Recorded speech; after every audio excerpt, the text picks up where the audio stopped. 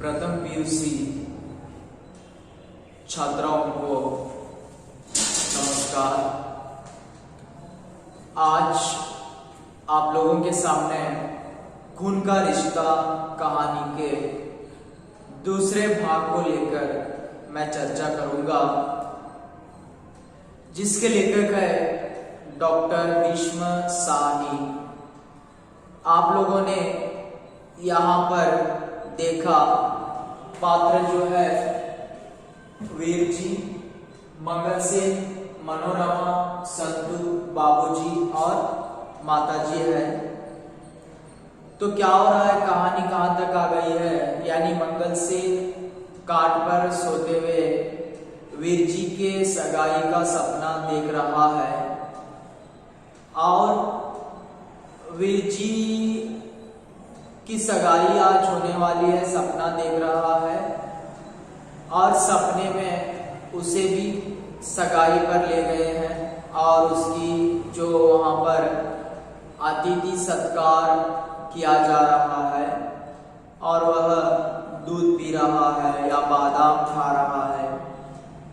उतने में जैसे ही उसके मुंह में तंबाकू की कड़वाहट आ जाती है तो वहां पर सपना भंग हो जाता है। उठकर बैठता है तो संतु वहां पर आ जाता है, पुराना जो नौकर था। संतु भी वहां पर आकर बताता है, अरे चाचा जी, आपको सगाई में लेकर नहीं जाएंगे। उसी समय क्या हो जाता है, वहां पर जैसे ही मंगल सेन संतु को डांटता है, लेकिन रसोई घर में जाने के बाद पता चलता है सच में वीर जी बता रहा था आज कोई नहीं जाएंगे, यानी वहां पर मेरी सगाई ₹1.25 में होना है और सिर्फ बाबूजी जाएंगे। ये जो बात चल रही थी तो मंगल सेन उस बात को सुन रहा था और वीर जी की बहन जो थी मनोरमा, वह भी सगाई में साथ चलने के लिए तैयार हो गई थी। हागाದ್ರೆ ಏನಂತ ಇದೆಯಪ್ಪ ಅಂತಂದ್ರೆ, ಈ ಕೂನ್ ಕಾ ರಿಶ್ತಾ ಭೀಷ್ಮ ಸಾಹನಿಯವರು ಬರೆದಂತಹ ಕತೆ। ಹಾಗಾದ್ರೆ ಮಂಗಲ್ ಸೇನ್ ಏನ್ ಮಾಡ್ತಾ ಇದ್ದಾನಪ್ಪ ಅಂತಂದ್ರೆ, ಕನಸನ್ನ ಕಾಣ್ತಾ ಇದ್ದಾನೆ ಆ ಕಾಟಿನ ಮೇಲೆ ಮಲಗಿ। ಕನಸನ್ನ ಕಾಣುವಾಗ ಏನಾಗ್ತಾ ಇದೆಯಪ್ಪ ಅಂತಂದ್ರೆ, ಆ ಕನಸಿನಲ್ಲಿ ಇವತ್ತು ವೀರ್ಜಿಯ ಸಗಾಯಿ ಆಗ್ತಾ ಇದೆ, ಆ ನಿಶ್ಚಿತಾರ್ಥ ಆಗ್ತಾ ಇದೆ। ಹಾಗಾದ್ರೆ ಆ ಸಗಾಯಿಯಲ್ಲಿ ತಾನು ಹೋಗ್ತಾ ಇದ್ದಾನೆ ಅನ್ನುವಂತ ಕನಸನ್ನ ಕಾಣ್ತಾ ಇದ್ದಾನೆ, ಅತಿಥಿ ಸತ್ಕಾರವಾಗ್ತಾ ಇದೆ। ಆವಾಗ ಕನಸನ್ನ ಕಾಣುವಾಗ ಅದೇ ಸಮಯದಲ್ಲಿ ಹಳೆಯ ನೌಕರನಾದಂತಹ ಸಂತು ಬರ್ತಾ ಇದ್ದಾನೆ। ಸಂತು ಬಂದು ಆ ಚಾಚಾ ಏನು ಚಿಕ್ಕಪ್ಪ ಇರ್ತಾನೆ, ಆ ವೀರ್ಜಿಯ ಚಿಕ್ಕಪ್ಪ, ಅವನಿಗೆ ಅಲ್ಲಿ ಏನ್ ಮಾಡ್ತಾ ಇದ್ದಾನಪ್ಪ ಅಂತಂದ್ರೆ ಹೇಳ್ತಾ ಇದ್ದಾನೆ, ನಿಮ್ಮನ್ನ ಸಗಾಯಿಯಲ್ಲಿ ಕರ್ಕೊಂಡು ಹೋಗೋದಿಲ್ಲ। ಹಾಗಾದ್ರೆ ಇಬ್ರು ಷರತ್ತನ್ನ ಹಾಕ್ತಾರೆ, ಸಗಾಯಿಯಲ್ಲಿ ಕರ್ಕೊಂಡು ಹೋದ್ರೆ ಸಂತು ಏನ್ ಮಾಡ್ಬೇಕು, ₹2 ಮಂಗಲ್ ಸೇನಿಗೆ ಕೊಡ್ಬೇಕು। ಒಂದ್ ವೇಳೆ ಕರ್ಕೊಂಡು ಹೋಗ್ಲಿಲ್ಲ ಅಂದ್ರೆ ಸಂತು ಏನ್ ಮಾಡ್ಬೇಕಾಗಿದೆ ಅಂತಂದ್ರೆ, ಮಂಗಲ್ ಸೇನ್ ಏನ್ ಮಾಡ್ಬೇಕಾಗಿದೆ ಅಂತಂದ್ರೆ ಸಂತುನಿಗೆ ಕೊಡ್ಬೇಕು। ಒಂದ್ ವೇಳೆ ಕರ್ಕೊಂಡು ಹೋದ್ರೆ ಆ ಸಂತು ಮಂಗಲ್ ಸೇನಿಗೆ ₹2 ಕೊಡುವೆ ಅಂತ ಷರತ್ತು। ಆಗ ಆ ಮಂಗಲ್ ಸೇನ್ ಮೇಲೆ ಅಡುಗೆಯ ಮನೆಯ ಮೇಲೆ ಹೋಗಿ ನಿಂತಿದ್ದಾನೆ, ನಿಂತು ನೋಡ್ತಾ ಇದ್ದಾನೆ। ವೀರ್ಜಿ ಇರ್ಬೋದು, ಅವಳ ತಂಗಿ ಮನೋರಮಾ, ಬಾಬೂಜಿ, ಮಾತಾಜಿ, ತಂದೆ ತಾಯಿಗಳು ಎಲ್ಲರೂ ಚರ್ಚೆನ ಮಾಡ್ತಾ ಇದ್ದಾರೆ। ಹಾಗಾದ್ರೆ ಇವತ್ತು ಆ ಸಗಾಯಿಯಲ್ಲಿ ಕೇವಲ 1/4 ಮಾತ್ರ ವರದಕ್ಷಿಣೆಯನ್ನ ತಗೋಬೇಕು, ತದನಂತರ ಯಾರು ಬೇಡ ತಂದೆಯವರು ಮಾತ್ರ ಹೋಗುವ ಹಠವನ್ನ ಹಿಡಿದಿದ್ದಾನೆ ವೀರ್ಜಿ। तो आगे क्या होता है, ಮುಂದೆ ಏನಾಗುತ್ತೆ ನೋಡಿ। वाजी मैं क्यों ना जाऊं, आजकल बहनें भी जाती हैं। मनोरमा सिर झटक कर बोली, वीर जी तुम इस मामले में चुप रहो। क्या हो जाता है, जैसे ही वहां पर मनोरमा सगाई को जाने के लिए तैयार हो जाती है और वीर जी उसे मना करता है, लेकिन मनोरमा झटके से बोलती है, अरे मैं क्यों नहीं जाऊंगी, मैं भी चले जाऊंगी। क्योंकि आजकल बहनें क्या करते हैं, सगाई में चले जाते हैं। ಹಾಗಾದ್ರೆ ಇವತ್ತೇನಾಗ್ತಾ ಇದೆಪ್ಪ ಅಂತಂದ್ರೆ ಹೇಳ್ತಾ ಇದ್ದಾನೆ, ಏನು ಮನೋರಮಾ ಅವಳು ಸಹಿತ ಆ ಅಣ್ಣನ ಸಗಾಯಿಗೆ ಹೋಗ್ಬೇಕು ಅನ್ನುವಂತ ಆಸೆ, ಆದ್ರೆ ಅಣ್ಣ ಬೈತಾನೆ, ಅಣ್ಣ ಬೈದಾಗ ಏನಾಗ್ತಾ ಇದೆಯಪ್ಪ ಅಂತಂದ್ರೆ ತಂಗಿ ಹೇಳ್ತಾ ಇದ್ದಾಳೆ, ಹಾಗಾದ್ರೆ ಸಹೋದರಿಯರು ಎಲ್ಲರೂ ಹೋಗ್ತಾರೆ, ಯಾಕೆ ಹೋಗ್ಬಾರ್ದು ಅನ್ನುವಂತ ಹಠವನ್ನ ಸಹಿತ ಅವಳು ಹಿಡಿದಿದ್ದಾಳೆ. ಸುನೋ बेटा, न तुम्हारी बात न मेरी। बाबूजी बोले, केवल 5 या 7 संबंधी लेकर जाएंगे, कहोगे तो बाजा भी नहीं होगा। तो क्या होता है, वहां पर बाबूजी बताते हैं, अरे वीर जी बेटा देखो, 5 या 7 लोग जाएंगे और बाजा वगैरह कुछ भी नहीं होगा, और वहां पर जाकर उनमें से मांगे भी नहीं, जो समझे ठीक समझे दे दे, हम कुछ नहीं बोलेंगे। अगर वहां पर जा भी लेते हैं हम लोग, कुछ नहीं मांगेंगे और जो समझे ठीक समझते हैं वही दे दे। ಆಗ ಏನಾಗ್ತಾ ಇದೆಯಪ್ಪ ಅಂತಂದ್ರೆ ಅಲ್ಲಿ ಹೇಳ್ತಾ ಇದ್ದಾಳೆ, ಯಾರು ಅಂತಂದ್ರೆ ಆ ಬಾಬೂಜಿ ಹೇಳ್ತಾ ಇದ್ದಾರೆ, ನೋಡು ನಾವು ಯಾವುದೇ ರೀತಿಯಾಗಿನೂ ಸಹಿತ ಅಲ್ಲಿ ಬಹಳಷ್ಟು ಜನ ಹೋಗೋದಿಲ್ಲ, ಒಂದು 5 ಅಥವಾ 7 ಜನ ಮಾತ್ರ ಅಲ್ಲಿ ಹೋಗ್ತಾ ಇದ್ದೇವೆ, ತದನಂತರ ಯಾವುದೇ ರೀತಿಯ ವರದಕ್ಷಿಣೆಯನ್ನು ಸಹಿತ ಕೇಳೋದಿಲ್ಲ, ಹಾಗಾಗಿ ನಿನ್ನ ಆಸೆ ಹಾಗೆ ಆಗಿ ಆಗುವ ಮಾತನ್ನ ವ್ಯಕ್ತಪಡಿಸ್ತಾ ಇದ್ದಾರೆ ಅಲ್ಲಿ बाबूजी ಅವರು। इस पर वीर जी सुनकर कुछ कहने जा रहे थे, सब जब सीढ़ियों पर मंगल सेन के कदमों की आवाज आई। अच्छा, अभी मंगल सेन से कोई बात नहीं करना, खाना खा लो फिर बातें होती रहेंगी, माँ जी ने कहा। तो जैसे बाबूजी के बात को सुनकर वीर जी कुछ कह रहा था, उसी समय क्या हो रहा था, ऊपर सीढ़ियों से मंगल सेन आ रहा था। तो मंगल सेन आने के बाद सारे लोग अपने बातों को बंद कर देते हैं, तो उसी समय माँ कहती है, अभी खाना खा लो लेकिन मंगल सेन को हम लोग कुछ नहीं बताएंगे। ಏನಾಗ್ತಾ ಇದೆಯಪ್ಪ ಅಂತಂದ್ರೆ ಅಲ್ಲಿ ವೀರ್ಜಿ ಹಾಗೆ ತಂದೆ ಹೇಳಿದಂತ ಮಾತಿಗೆ ಮತ್ತೆ ಪ್ರತ್ಯುತ್ತರವನ್ನು ಕೊಡ್ತಾ ಇರ್ತಾನೆ। ಆಗ ಆ ಏನು ಮೇಲಿನಿಂದ ಯಾರು ಬರ್ತಾ ಇದಾರಪ್ಪ ಅಂತಂದ್ರೆ ಮಂಗಲ್ ಸೇನ್ ಬರ್ತಾ ಇದ್ದಾನೆ ಮೇಲಿನ ಕೊಠಡಿಯಿಂದ। ಆಗ ಬರುವಾಗ ಏನಾಗ್ತಾ ಇದೆಯಪ್ಪ ಅಂತಂದ್ರೆ ಆ ಮಂಗಲ್ ಸೇನ್ ಅನ್ನ ನೋಡಿ ತಾಯಿ ಹೇಳ್ತಾಳೆ, ಮಂಗಲ್ ಸೇನ್ ಬರ್ತಾ ಇದ್ದಾನೆ, ಎಲ್ಲರೂ ಸುಮ್ಮನಾಗಿ, ಯಾಕಂದ್ರೆ ಎಲ್ಲರೂ ಯಾವುದನ್ನ ಮಾತನಾಡೋದೇ ಬೇಡ, ಊಟವನ್ನ ಮಾಡಿ। अच्छा, 50 बरस की उम्र के मंगल सेन के बदन के सभी शूल ढीले बढ़ गए। तो देखिए क्या हो जाता है, यहाँ पर मंगल सेन की उम्र 50 साल थी, तो वहां पर वह आ रहा था, तो उसके बदन के जो शरीर के यानी चूल के ढीले, यानी वहां पर क्या हो जाता है, सारा जो उसका चूल के ढीले मतलब ये जो लकड़ी का वहां पर क्या होता है, लकड़ी जो होती है, लकड़ी का ऊपर का जो भाग होता है उसे कहते हैं, उस तरह उसका जो सारा शरीर हो गया था वह कांपने लगा। ಏನಾಗ್ತಾ ಇದೆಯಪ್ಪ ಅಂತಂದ್ರೆ ಆ ಮಂಗಲ್ ಸೇನ್ ಬರ್ತಾ ಹಾಗೆ ಅವನ ಪೂರ್ತಿ ಶರೀರ ನಡುಗಲಿಕ್ಕೆ ಪ್ರಾರಂಭ ಮಾಡ್ತಾ ಇದೆ। जब चलता तो उचक उचक कर हिचकोले काटता हुआ, और जब सीढ़ियां चढ़ता तो पांव घसीट कर बार बार चढ़ी टकोरता हुआ। तो कैसे आया था, बूढ़ा होने के कारण वह जैसे ही वहां पर से चलता था, उचक उचक कर हिचकोले यानी बहुत रुक रुक कर हिचकियां लेता था, क्योंकि बूढ़ा हो गया था, और उसी के साथ साथ सीढ़ियां पर अगर वहां पर चढ़ता तो पैर जो घसीट कर बहुत जो सावधान से छड़ी जो लकड़ी होती है हाथ में उसे लेकर चढ़ता था। हाಗಾದ್ರೆ ಮಂಗಲ್ ಸೇನ್ ಯಾವ ರೀತಿಯಾಗಿ ಇದ್ದಪ್ಪ ಅಂತಂದ್ರೆ 50 ವರ್ಷ ಅವನಿಗೆ ಆಗಿತ್ತು। ಹಾಗಾದ್ರೆ ಅವನು ನಡೀತಾ ಇದ್ದಾನೆ ಅಂತಂದ್ರೆ ಹಿಚ್ಕೋಲೆ ಬಿಕ್ಕಳಿಸಿ ನಡೀತಾ ಇದ್ದ, ಅಷ್ಟು ಮುದುಕನಾಗಿದ್ದ।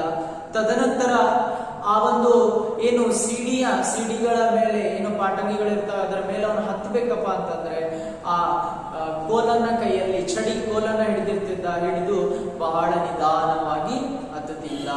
जब भी वह सड़क पर जा रहा होता, मोड़ पर का साइकिल वाला दुकानदार हमेशा मंगल सेन से मजाक करते रहता था, आओ मंगल सेन जी पेच कस दे।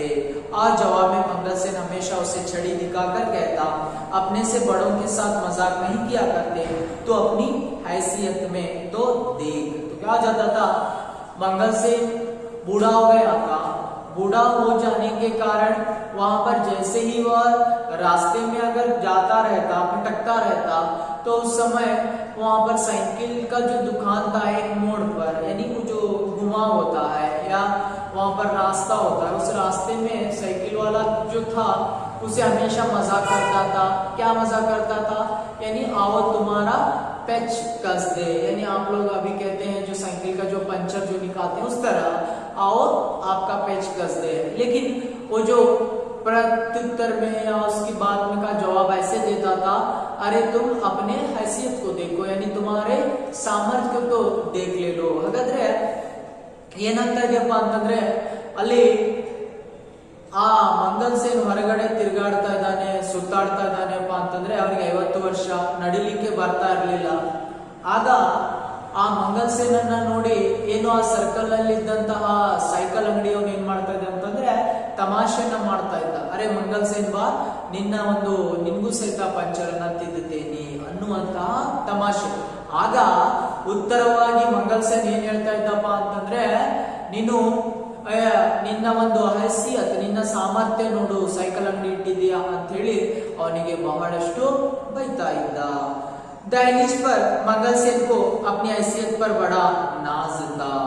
किसी जमाने में फौज में रह चुका था, इस कारण अब भी सिर पर खाकी पगड़ी पहनता था। देखिए मंगल सेन को अपनी जो हैसियत पर बहुत नाज था, गर्व था, गौरव था, क्योंकि वह फौज में रहता था, सेना में रहता था, इसलिए अपने जो खाकी पगड़ी हमेशा सर पर पहनता था। क्योंकि वहां पर हमेशा सेना में रहने की वजह से आज उसे अभी भी गर्व था, क्योंकि मैंने देश की सेवा की है। ಹಾಗಾದ್ರೆ ಮಂಗಲ್ ಸೇನ್ ಏನಿದಾನೆಪ್ಪ ಅಂತಂದ್ರೆ ಅವನಿಗೆ ತನ್ನ ಸಾಮರ್ಥ್ಯದ ಮೇಲೆ ಬಹಳಷ್ಟು ಗೌರವ ಇತ್ತು, ಹೆಮ್ಮೆ ಇತ್ತು. ಹಾಗಾಗಿ ಇನ್ನೂ ಸಹಿತ, ಯಾಕಂದ್ರೆ ಒಂದಾನೊಂದು ಕಾಲದಲ್ಲಿ ಸೇನೆಯಲ್ಲಿ ಕೆಲಸವನ್ನ ಮಾಡಿದ್ದ, ಹಾಗಾಗಿ ಅವನ ತಲೆಯ ಮೇಲೆ ಯಾವಾಗಲೂ ಆ खाकी बಣ್ಣದ टोपी इरता इत्तु। खाकी रंग सरकारी रंग है।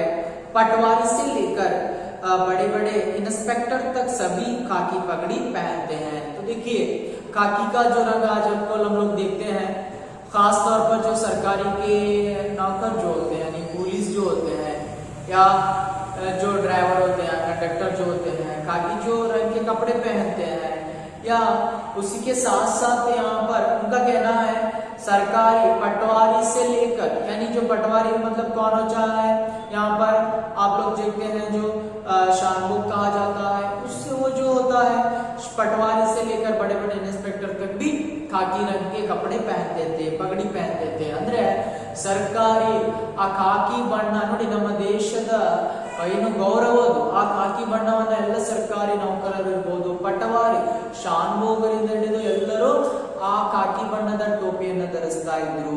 इस ऊपर ऊंचा खानदान और शहर के धनी मानी भाई के घर में रहना ऐंठता नहीं तो क्या करता।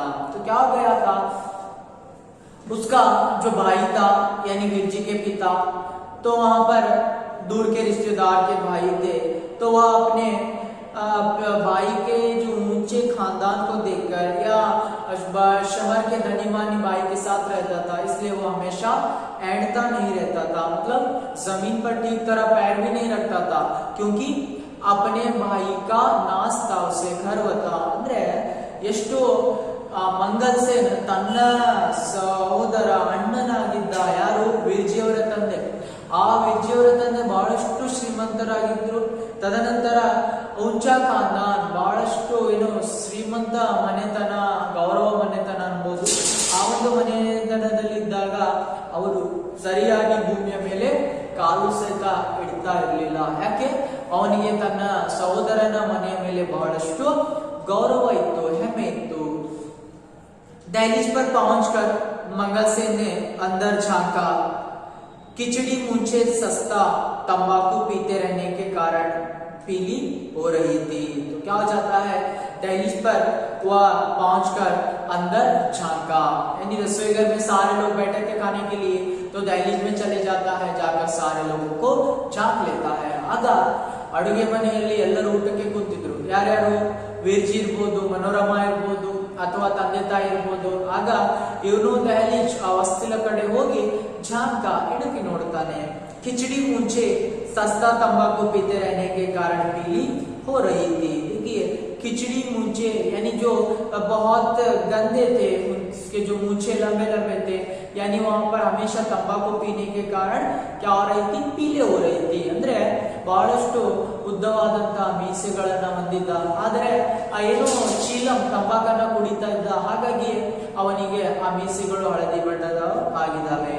ದ ಘನಿ बाहों के नीचे दाई आंख कुछ ज्यादा खुली हुई और बाई आंख कुछ ज्यादा सिकुड़ी हुई थी.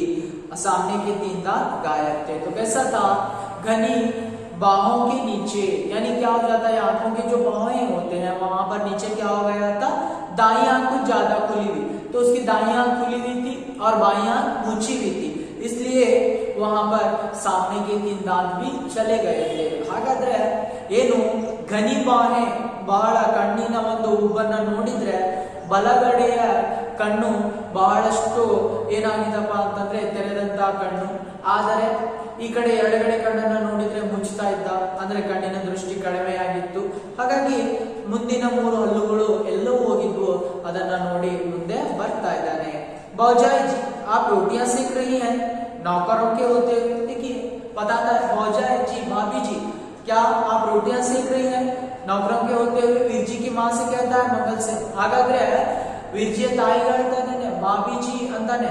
ಬೌಜಾಯಿ ಜಿ, ಭಾಬಿ ಜಿ ನೀವೇನ್ ಮಾಡ್ತಾ ಇದ್ದೀರಾ, ಯಾಕೆ ರೊಟ್ಟಿಯನ್ನ ಬೇಯಿಸ್ತಾ ಇದ್ದೀರಾ ನೀವು, ಯಾಕೆ ನೌಕರರಿಲ್ವಾ. आओ मंगल से जी आओ जरा देखो तो यहाँ कौन बैठा है. नमस्ते चाचा जी, वीर जी ने बैठे बैठे कहा. तो वहां पर वीर जी की माँ बताती है आओ मंगल से आकर बैठ जाओ, देखो यहाँ पर कौन बैठा है, इसके लिए तो मैं रोटियां सेक रही हूँ. तो वीर जी वहां पर चाचा को नमस्ते कहता है और आकर मंगल सेन बैठ जाता है. ಏನಾಗ್ತದೆಪ್ಪ ಅಂತಂದ್ರೆ ಆಗ ಆ ವೀರ್ಜಿಯ ತಾಯಿ ನೋಡು ಮಂಗಲ್ ಸೇನ್ ಬರೀ ಈ ಕಡೆ, ಯಾಕಂತಂದ್ರೆ ನೀ ಯಾರು ಕೂತಿದ್ದಾರೆ ನೋಡಿ, ಇವನ್ಗಾಗಿ ನಾನು ರೊಟ್ಟಿಯನ್ನ ಬೇಯಿಸ್ತಾ ಇದ್ದೀನಿ. ಹಾಗಾದ್ರೆ ಅಲ್ಲಿ ವೀರ್ಜಿ ಏನ್ ಮಾಡ್ತಾ ಇದ್ದಾನಪ್ಪ ಅಂತಂದ್ರೆ ನಮಸ್ತೆಯನ್ನ ಮಾಡ್ತಾ ಇದ್ದಾನೆ ಅಲ್ಲಿ ತನ್ನ ಚಿಕ್ಕಪ್ಪನಿಗೆ. ಉಟ್ಕರ್ चाचा जी को पालागन करो बेटा, तुम्हें इतनी भी अक्ल नहीं है, बाबूजी ने बेटे को छिड़क कर कहा. वीर जी उठ खड़े हुए और झुककर चाचा जी को पालागन किया. चाचा जी चिप गए. क्या हो जाता है, जैसे ही वीर जी के पिता थे तो अपने बेटे वीर जी को डांटते हैं, अरे बेटा जो चाचा जी आए हैं तुमसे बड़े हैं तो उनका पालागन करो, यानी उनके पैरों को छू लो, नमस्कार कर लो. तो वहां पर गुस्से में आ जाते हैं. तो उसी समय वीर जी उठकर चाचा जी के पैरों को छू लेता है और मंगल सेन शर्माते हुए उन्हें आशीर्वाद देता है. ಹಾಗಾದ್ರೆ ಏನಾಗ್ತಾ ಇದೆ, ಆ ವೀರ್ಜಿ ಅವರ ತಂದೆ ಬೈತಾರೆ, ಏನು ವೀರ್ಜಿ ನೀನ್ ಏನ್ ಮಾಡ್ಬೇಕಪ್ಪ ಅಂತಂದ್ರೆ ನಿನ್ನ ಆ ಚಿಕ್ಕಪ್ಪ ಬಂದಿದ್ದಾರೆ, ದೊಡ್ಡವರಿದ್ದಾರೆ, ಅವ್ರಿಗೆ ಏನ್ ಮಾಡು, ನಮಸ್ಕರಿಸು, ಅವರ ಪಾದಗಳಿಗೆ ನಮಸ್ಕರಿಸು ಅಂದಾಗ ಆ ತಕ್ಷಣನೇ ವೀರ್ಜಿ ಏನ್ ಮಾಡ್ತಾನೆ ಅಂತಂದ್ರೆ ನಮಸ್ಕರಿಸ್ತಾನೆ. ಆಗ ಅವರು ಆಶೀರ್ವಾದವನ್ನ ಕೊಟ್ಟು ಸಾಕ್ತಾ ಇದ್ದಾರೆ. कोने में बैठा संतू जो नल के पास बर्तन मलने लगा था कंधे के पीछे मुंह छिपाए हंसने लगा. तो वहां पर सारे लोगों के पीछे संतू बैठा था. तो जो संतू बैठा था वह अपने कंधों में क्या कर रहा था, मुंह को छुपाए हुए हंसने लगा था. ಆಗ ಹಿಂಗಡೆ ಸಂತು ಕೂತಿದ್ದಾನೆ ಎಲ್ಲರ ಹಿಂದೆ.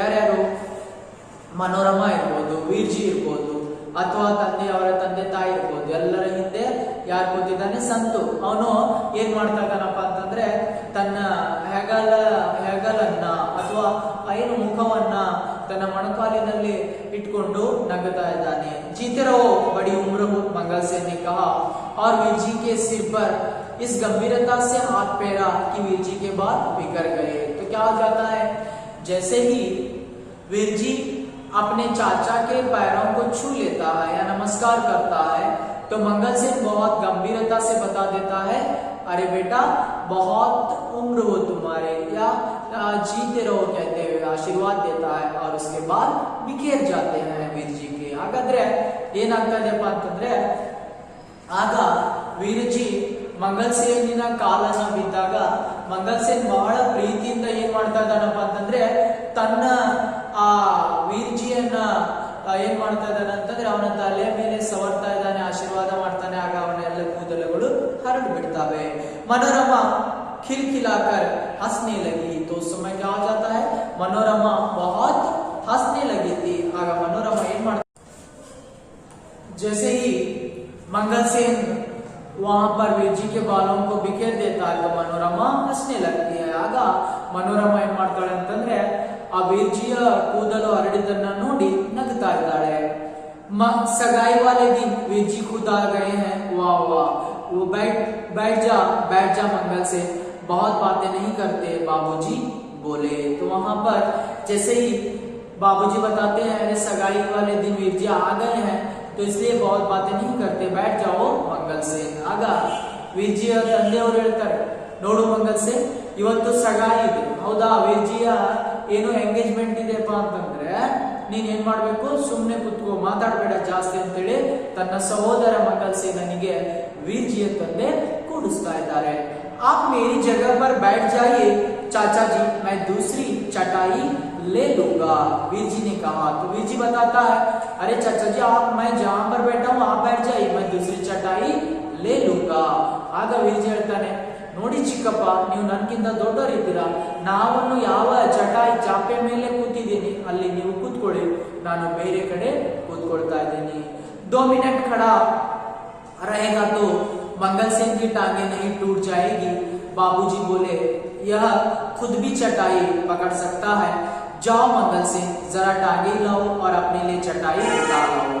तो वहां पर जैसे ही वीर जी उस बात को बता रहा था अपनी चटाई पर बैठने के लिए, उसी समय वहां पर वीर जी के पिता बताते हैं अरे बेटा तुम बैठो, अरे मंगल सेन तुम्हारे टांगे का कुछ टूटी नहीं है तो खुद जाकर चटाई लेकर आओ, जाओ आपके टांगे क्या हो जाए, ठीक हो जाएंगे।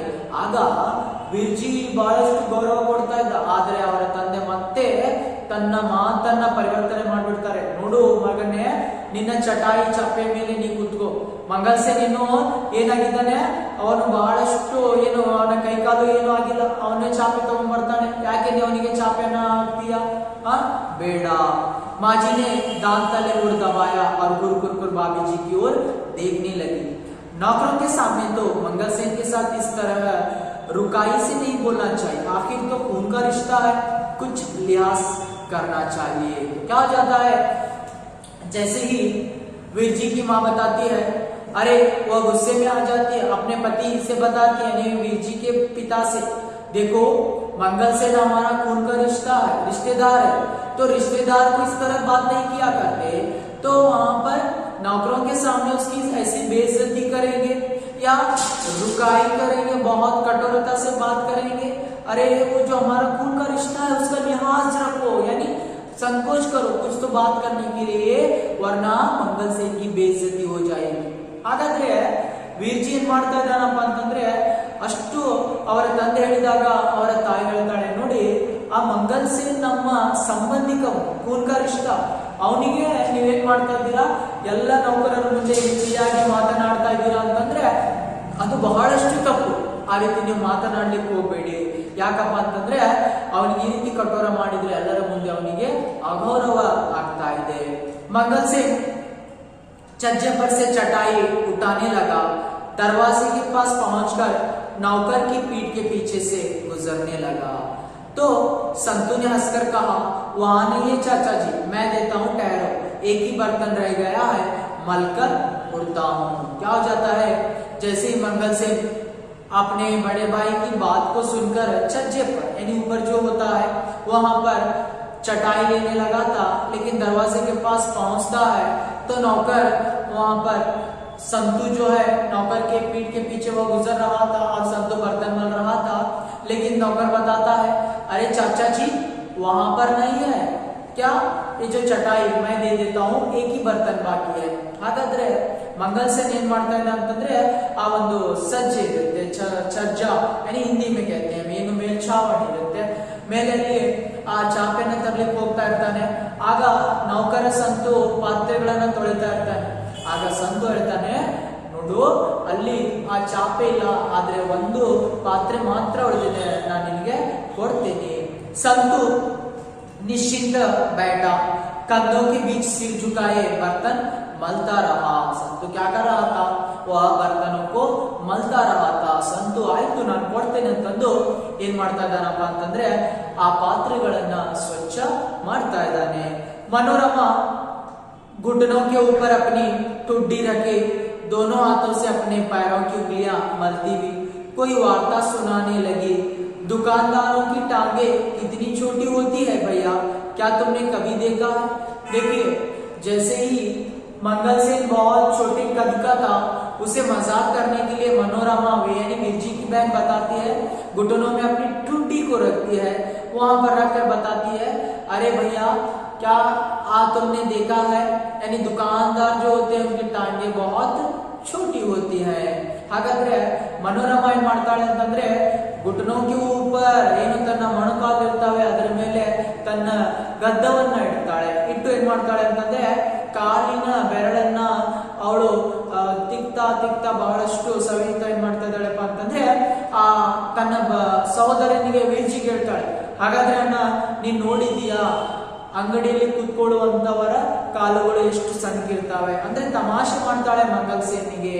अपने भाई की ओर खंडियों से देखकर हंसती हुई बोली, जितनी देर वे गद्दी पर बैठे रहे ठीक लगते हैं, पर जब उठे तो सर छोटे हो जाते हैं, इतनी छोटी छोटी टांगे। आज मैं एक दुकान पर सूटकेस लेने गई तो क्या हो जाता है, वहां पर बताते हैं मनोरमा, देखो भैया जैसे कपड़े वालों की दुकान में जाते हैं हम लोग, वहां के जो मालिक होते हैं गद्दी पर बैठे रहते हैं, तो उठने के बाद बहुत छोटे लगते हैं और उनके पैर बहुत छोटे रहते हैं।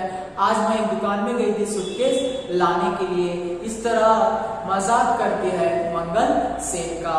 ಏನಾಗ್ತಾ ಇದೆಪ್ಪ ಅಂತಂದ್ರೆ ಆಗ ಮನೋರಮ ತಮಾಷೆಯನ್ನ ಮಾಡ್ತಾಳೆ, ನಾನು ಇವತ್ತು ಒಂದು ಅಂಗಡಿಗೆ ಸೂಟ್ಕೇಸ್ ಅನ್ನ ತರಲಿಕ್ಕೆ ಹೋಗಿದ್ದೆ, ಆದ್ರೆ ಅಲ್ಲಿ ಮಾಲೀಕರು ಏನ್ ಮಾಡ್ತಾ ಇದ್ದಾರೆ ಅಂತಂದ್ರೆ ಆ ಒಂದು ಗದ್ದೆಯ ಮೇಲೆ ಕುಂತಿರ್ತಾರೆ, ಹೌದಾ? ಹಾಗಾದ್ರೆ ಅಲ್ಲಿ ಕುಂತಿದ್ದಾರೆ ಅಂತಂದ್ರೆ ಅವ್ರು ಏನ್ ಮಾಡ್ತಾ ಇದ್ದಾರೆ, ಅವ್ರ ಎದ್ದ ಮೇಲೆ ನಮಗ ಅನ್ಸುತ್ತೆ, ಓ ಇವ್ರು ಎಷ್ಟು ಗಿಡ್ಡಕ್ಕಿದ್ದಾರೆ ಅಥವಾ ಅವ್ರ ಕಾಲುಗಳು ಎಷ್ಟು ಸಣ್ಣಗಿದ್ದಾವೆ ಅಂತಂದು ಮಂಗಲಸೇನಿಗೆ ಏನ್ ಮಾಡ್ತಾ ಇದ್ದಾಳೆ, ತಮಾಷೆಯನ್ನ ಮಾಡ್ತಾ ಇದ್ದಾಳೆ मनोरमा। उठो संतु चटाई ला दो, हर वक्त का मजाक अच्छा नहीं होता, चाचा मंगलसेन संतु से आग्रह करने लगा। तो क्या हो जाता है, जैसे ही संतु मंगलसेन जो थे वहां पर संतु को डांटते हैं, अरे संतु ऐसा मजाक नहीं किया जाता, चलो उठकर चटाई लेकर आओ। आग संतु ಏನ್ ಮಾಡ್ತಾನಂದ್ರೆ ಚಿಕ್ಕಪ್ಪ ಮಂಗಲಸೇನ್ ಬೈತಾನೆ, ನೋಡು ಈ ರೀತಿಯ ತಮಾಷೆಯನ್ನ ಮಾಡಬೇಡ, ಯಾಕಪ್ಪ ಅಂತಂದ್ರೆ ತಮಾಷೆ ಸರಿಯಲ್ಲ, ಹಾಗಾಗಿ ಹೋಗಿ ಬೇಗ ಎದ್ದು ನೀನ್ ಏನ್ ಮಾಡ್ಬೇಕಂತಂದ್ರೆ ಆ ಚಟಾಯಿಯನ್ನ ಚಾಪೆಯನ್ನ ತೆಗೆದುಕೊಂಡು ಬಾ ಅಂತ ಹೇಳಿ ನೌಕರ ಸಂತುಗೆ ಬೈತಾ ಇದ್ದಾನೆ। वहां खड़े क्या कर रहे हो मंगलसेन, चलो इधर आओ। उठ संतु चटाई लिया, सुनता नहीं तू, इसे कोई बात कहो तो कान में दबा जाता है, माँ बोली। तो वहां पर वीर जी की माँ बताती है, अरे मंगलसेन खड़े हो चुके हैं, अरे संतु जाकर उस चटाई को लेकर आ। अगर कोई बात कहे तो उस बात को क्या कर देता है, कहीं दबा देता है, काम नहीं करता, नौकर को डांटती है वीर जी की माँ, क्योंकि मंगलसेन को क्या ला कर देना है, बैठने के लिए चटाई ला कर देना है। ಹಾಗಾದ್ರೆ ಏನ್ ಮಾಡ್ತಾ ಇದ್ದಾಳಪ್ಪ ಅಂತಂದ್ರೆ ಮಂಗಲಸೇನ್ ಎದ್ದು ನಿಂತಾಗ ವೀರ್ಜಿಯ ತಾಯಿ ಬೈತಾಳೆ, ನೋಡು ಸಂತು ನೀ ಮನೆ ಕೆಲಸ ಸರಿಯಾಗಿ ಮಾಡೋದಿಲ್ಲ, ಮಂಗಲಸೇನ್ ಆಗ್ಲಿಂತ್ರ ಚಾಪೆನ ತೆಗೆದುಕೊಂಡು ಬಾ ಅಂತ ಇದ್ದಾನೆ, ಆದ್ರೆ ಎಲ್ಲ ಮಾತುಗಳನ್ನ ಕೇಳ್ತೀಯಾ, ಹಾಗೆ ಸುಮ್ಮನೆ ಕೂತ್ಕೊಳ್ತೀಯ, ಹೋಗು ಚಾಪೆನ ತೆಗೆದುಕೊಂಡು ಬಂದು ಕೊಡು ಅಂತಂದು ಬಹಳ ಸಿಟ್ಟಿನಿಂದ ಏನ್ ಮಾಡ್ತಾ ಇದ್ದಾಳೆ, ಹೇಳ್ತಾ ಇದ್ದಾಳೆ।